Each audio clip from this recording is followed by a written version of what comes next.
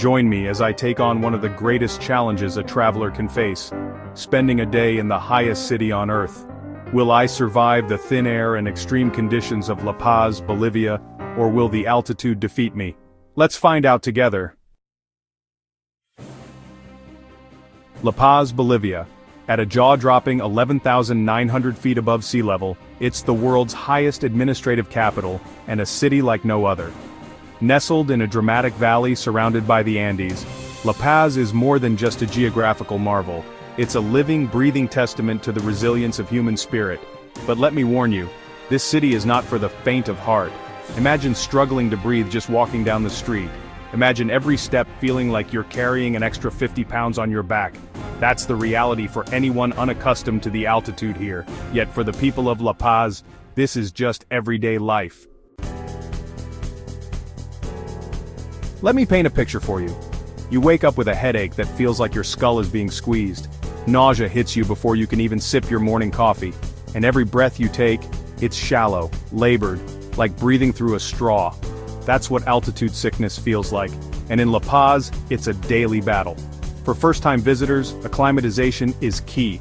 Locals swear by coca tea, a traditional remedy made from coca leaves. It's not just a drink, it's a lifeline. This simple tea helps alleviate the symptoms of altitude sickness and has been used by the Andean people for centuries. When I tried it, I could feel my body slowly adapting. It's fascinating how nature provides solutions to even the harshest conditions. But altitude sickness isn't the only challenge. Everything here is harder. Public transportation is an adventure in itself. The thin air saps the power of bus engines, causing frequent breakdowns. Imagine waiting in a crowded vehicle, struggling to breathe, as the driver tries to coax the engine up a steep incline.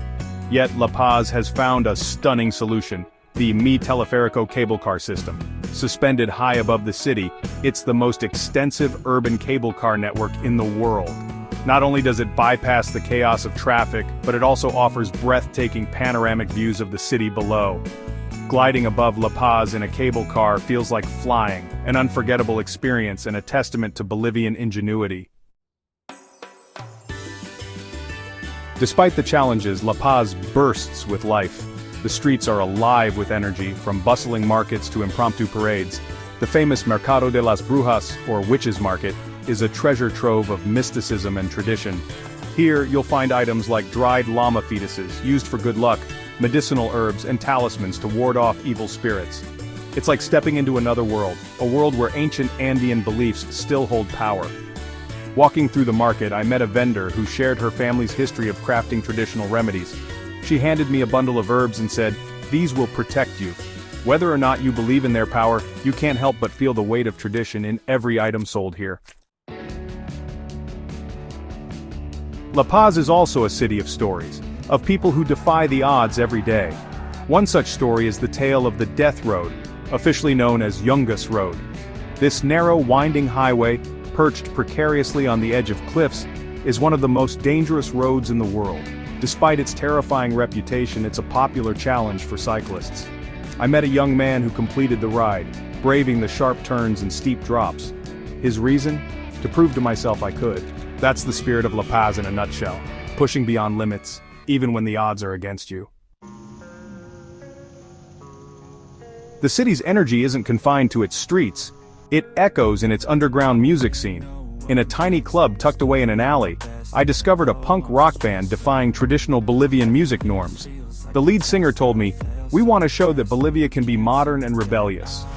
As their music filled the room, I realized that La Paz is a city where tradition and innovation coexist in perfect harmony. La Paz also knows how to celebrate.